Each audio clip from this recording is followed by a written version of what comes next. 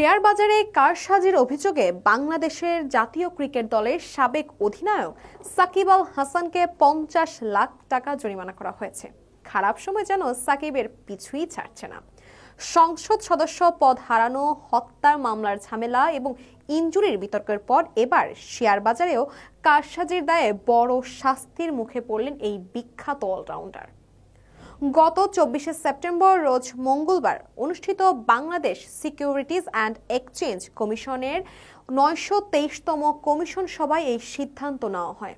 এক সংবাদ বিজ্ঞপ্তির মাধ্যমে বিএসসির বিষয়টি নিশ্চিত করেছে।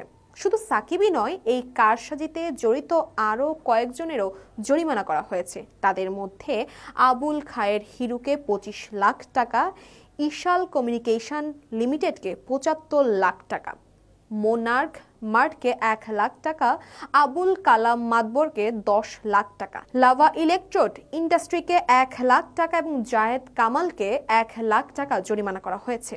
বিএসসির তথ্য অনুযায়ী প্যারামাউন্ট ইন্স্যুরেন্স কোম্পানির শেয়ার নিয়ে কারসাজির অভিযোগে সাকিব সহ এই সংশ্লিষ্ট সবাইকে মোট 1,63,00,000 টাকা জরিমানা করা হয়েছে। তাসফিয়া তাবাসসুম, এই সময়।